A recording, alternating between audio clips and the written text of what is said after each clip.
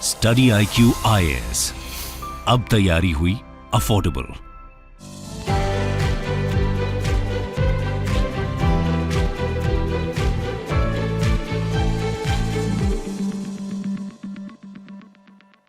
नमस्कार दोस्तों, एक बात तो तय हो गया है कि जब से आपने देखा होगा कि रशिया के ऊपर सैंक्शंस लगा है, उसके बावजूद भी भारत ऑयल मंगा रहा है रशिया से। एक बड़ी बात है।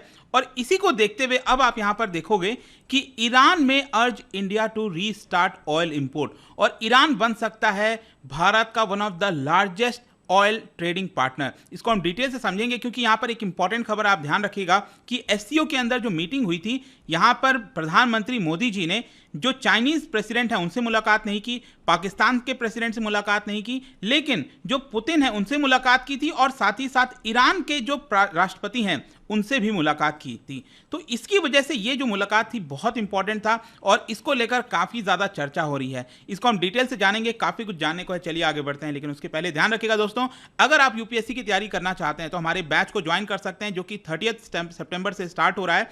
हर रोज सुबह 8 बजे क्लास होगी, कई फीचर्स दिए जाते हैं। और अगर आप वर्किंग प्रोफेशनल्स हैं तो यहाँ पर आपके लिए वीकेंड बैच स्टार्ट हो रहा है, जहाँ पर सैटरडे और संडे क्लास होगा सिर्फ, और इसको भी आप ज्वाइन कर सकते हैं by using the code Ankit live, क्योंकि सिर्फ 19,000 में ये पूरा कोर्स आपको मिल जाएगा। और इसके अंदर आपको live classes, notes, answer writing practice आपके मेंस एग्जाम के लिए, कई सारे फीचर्स आपको प्रीलिम्स के लिए, और एक मेंटर भी दिया जाएगा। कोई दिक्कत है, प्रॉब्लम है, आप अपने मेंटर से पूछ सकते हैं। इसके अलावा अगर आपको एमसीक्यूज अटेम्प्ट करना है तो मेरे इंस्टा पेज पर जाइए, वहां पर स्टोरीज में जितने भी एमसीक्यूज हैं उसको आप अटेम्प्ट कर पाएंगे।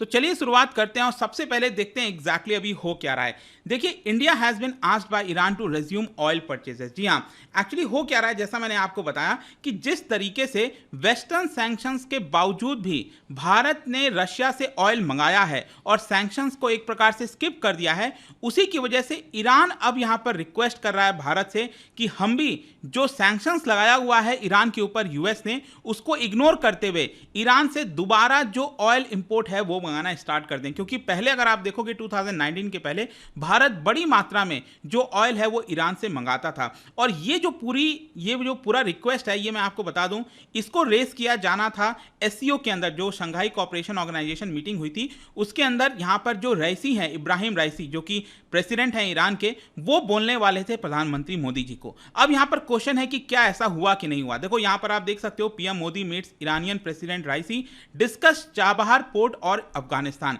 एक्चुअली क्या है कि जब मैं इसके बारे में थोड़ा सा डिटेल में रिसर्च कर रहा था, तब मैंने देखा कि जो एक्सटर्नल अफेयर्स मिनिस्ट्री के स्पोक्स पर्सन है अरविंदम बागची, उन्होंने यहां पर ट्वीट किया कि जब ईरान के राष्ट्रपति के साथ मुलाकात हुआ है भारत के प्रधानमंत्री मोदी जी का, तो इसमें उन्होंने कहा कि एक तो चाबहार पोर्ट को लेकर बातचीत हुई। ऑब्वियस सी बात है, चाबहार पोर्ट को बिल्ड किया गया है भारत के द्वारा, और वहां से हम चाहते हैं ट्रेड हो ज़्यादा से ज़्यादा, और अफगानिस्तान को लेकर चर्चा हुआ। लेकिन यहां पर कहीं पर भी ऑयल को लेकर मेंशन नहीं था। फिर यहां पर मैंने देखा कि नरेंद्र मोदी जी का भी ट्वीट आया, और इसके अंदर आपको एक हिंट मिलेगा।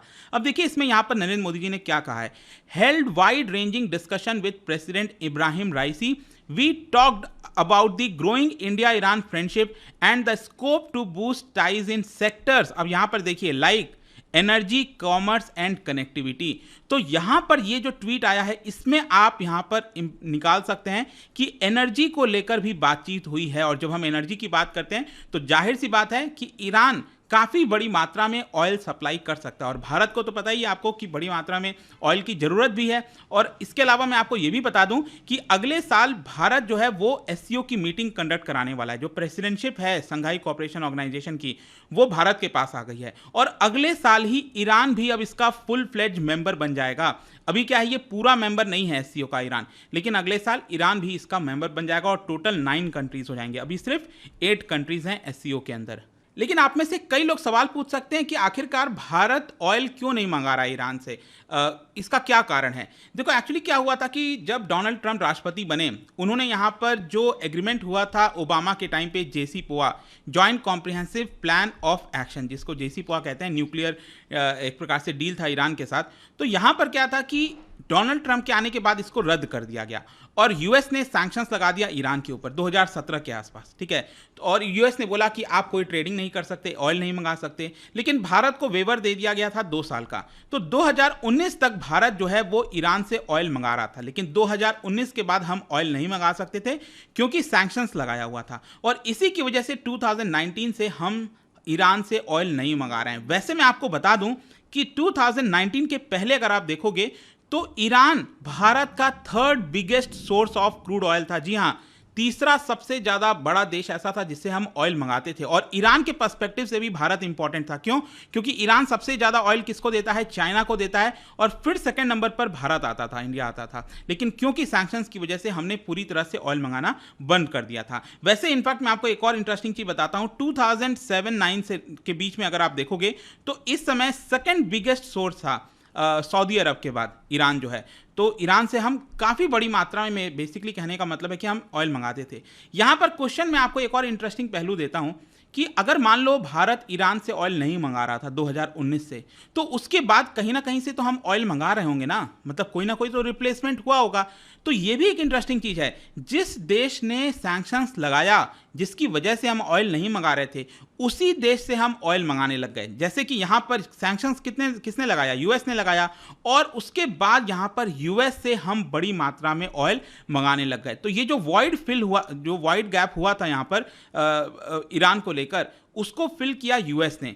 तो इससे फायदा किसका हुआ? सैंक्शंस लगाया यूएस ने, यहाँ पर फायदा किसको हो रहा है? अगेन यूएस को हो रहा है, क्योंकि हम ऑयल ईरान की बजाय अब यूएस से मंगाने लग गए। ऑल्दो अभी अगर आप देखोगे ये जो करंट फिजिकल ईयर चल रहा है 2022-23 का, ये जो फाइनेंशियल ईयर चल रहा है, इसमें यहाँ पर यूएस अब थोड़ा सा पीछे होगा। इसका कारण ये है क्योंकि रशिया से हम काफ़ी बड़ी मात्रा में अब ऑयल मंगाने लगे हैं। रशिया हमारा थर्ड बिगेस्ट तो था, उसके बाद सेकंड भी हो गया, अभी रिसेंट की बात है। पहले तो हम कुछ भी नहीं मंगाते थे रशिया से, लेकिन अब आप देख सकते हो 15% लगभग जो ऑयल है वो हम रशिया से अब मंगाने लग गए हैं। अब देखना होगा रशिया से हम कब तक मंगा पाते हैं, क्योंकि ज्योग्राफिकल थोड़ी सी बाउंड्रीज आ जाती हैं। लेकिन ईरान से तो क्या, ईरान तो बहुत पास में है, और ईरान से अगर हम ऑयल मंगाएंगे तो ट्रांसपोर्टेशन कॉस्ट अगर आप देखोगे तो सबसे कम आएगा ईरान से मंगाने में, क्योंकि ईरान सबसे क्लोजेस्ट है, राइट। बीच में पाकिस्तान आ जाता है, फिर ईरान आ जाता है, और फिर बाकी के मिडिल ईस्ट के जो कंट्रीज आते हैं। तो ईरान से मंगाना कहीं ना कहीं भारत के लिए फायदेमंद हो सकता है। वैसे मैं आपको एक इंटरेस्टिंग चीज और भी बताता हूं कि रशिया से जब पहले हम ऑयल मंगाते थे 1980s में, उस समय बड़ी मात्रा में आता था। मतलब अभी तो क्या हम वापस से रशिया से मंगाने लगे हैं, लेकिन उस समय जब सोवियत यूनियन हुआ करता था तो 1980s में हम मंगाया करते थे। लेकिन अब वापस से क्या हो रहा है कि जिस प्रकार से इंटरनेशनल क्रूड ऑयल प्राइसेस बढ़े हैं, लोकल कंजम्पशन बढ़ा है, हमें भी पता है कि आगे आने वाले समय में यहां पर क्रूड ऑयल का कंजम्पशन बढ़ जाएगा। और रशिया के ऊपर जिस प्रकार से सैंक्शंस लगाया है, इसको देखते हुए यहाँ पर कहीं ना कहीं यही बात चल रही है कि ईरान जो है वो अब बहुत ही जल्द मेजर ऑयल पार्टनर बन सकता है भारत का। इसमें आपको कुछ मैं ग्राफ भी दिखाता हूँ। ये आप देख रहे हो प्राइसेस, जो क्रूड ऑयल का प्राइस होता है ना, क्रूड ऑयल पर बैरल, ठीक है। ये आप देख सकते हो यहाँ पर जब 2008-9 में क्राइसिस आया था वो आपको देखने को मिलेगा, तब यहाँ पर काफ़ी ज़्यादा चला गया था, $132 पर बैरल। उसके बाद वापस से ये जो रशिया यूक्रेन का वॉर स्टार्ट हुआ, उसके बाद वापस से यहाँ पर आपको देखने को मिलेगा काफ़ी ज़्यादा प्राइसेस बढ़ गए हैं। लेकिन इसी को देखते हुए यहाँ पर जरूरी हो जाता है, क्योंकि हमारे लिए तो नुकसानदायक है अगर जितना ज़्यादा प्राइस बढ़ा रहेगा। इसके अलावा कंजम्पशन भी अगर आप देखो तो वापस से प्री कोविड पैंडेमिक लेवल पर चला गया है। आप देख सकते हैं यहाँ पर एलपीजी का कंजम्पशन हो गया, वो भी काफ़ी ज़्यादा इस साल। पेट्रोल का कंजम्पशन ये भी बढ़ता जा रहा है, डीजल का कंजम्पशन बढ़ता जा रहा है। तो अल्टीमेटली क्या है कि प्राइसेस बढ़ रहे हैं, कंजम्पशन बढ़ रहा है भारत में, तो इसकी वजह से हमें ज़्यादा डॉलर खर्च करना पड़ा है और इसको सेव करने की आवश्यकता है। और इसमें यहाँ पर ईरान को भी भारत की जरूरत है और कहीं ना कहीं भारत भी जो है वो ईरान से मंगा सकता है। लेकिन क्वेश्चन ये है कि सैंक्शंस का क्या होगा। देखो, अब ईरानियन ऑफिशियल्स का ये कहना है कि ये जो सैंक्शंस लगाया गया है ना हमारे ऊपर, ये यूनिलैटरल है, सिर्फ यूएस ने ये सैंक्शंस लगाया है। ये यूएन के द्वारा सैंक्शंस नहीं है, यूनाइटेड नेशंस के द्वारा कि सभी इतने सारे देश शामिल हैं। ये तो जानबूझकर यूएस ने लगा दिया है। और क्योंकि अगर हमने मैकेनिज्म निकाला है कि जिस प्रकार से हम रशिया के साथ ट्रेड कर पा रहे हैं, ऑयल मंगा पा रहे हैं, क्यों ना वही चीज हम ईरान के साथ भी कर पाएं। और ईरान ये काफी ज्यादा चाह रहा है अब इस चीज को, राइट। तो देखना होगा कि क्या हम मंगाते हैं कि नहीं। लेकिन मैं आपको एक और चीज बताता हूं यहां पर कि भारत जो है वो अब नॉन ओपेक देशों के साथ ज्यादा डील करने लग गया। अभी लेटेस्ट खबर ये आई है, आप देख सकते हो, कल की खबर थी कि इंडिया यहां पर 2 कंट्रीज के साथ पैक्ट करने जा रहा है। ये आप देख सकते हो,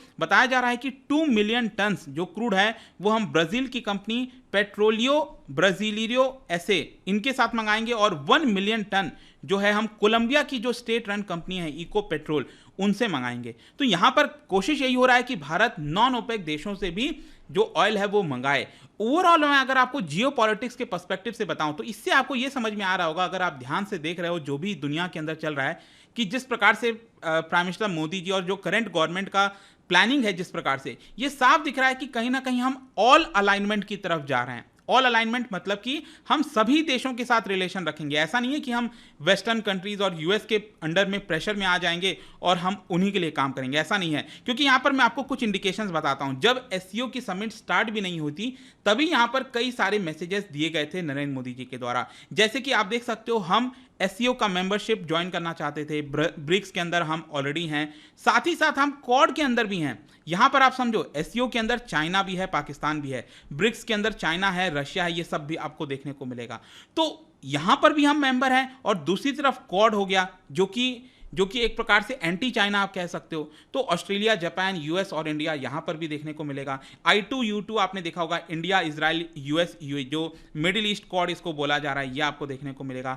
IPEF, इंडो पैसिफिक। तो कई सारी चीजें आपको देखने को मिल रही हैं कि हम हर तरफ अपना विस्तार करना चाहते हैं। और इसका संकेत एक और चीज आपने देखा होगा कि यूएस बहुत चाह रहा था कि हम रशिया के साथ मिलिट्री एक्सरसाइज ना करें, वोस्टॉक आर्मी एक्सरसाइज, लेकिन हमने किया। वहां पर चाइना भी आया था। और दूसरी तरफ हम क्या कर रहे हैं, ऑस्ट्रेलिया के अंदर जो पिच ब्लैक एक्सरसाइज है उसमें इंडियन एयरफोर्स ने पार्टिसिपेट किया था। बहुत ही जल्द आपको पता है कि यूएस के साथ युद्ध अभ्यास होने वाला है लाइन ऑफ एक्चुअल कंट्रोल के पास, राइट, जो चाइना के साथ विवाद चल रहा है LAC को लेकर।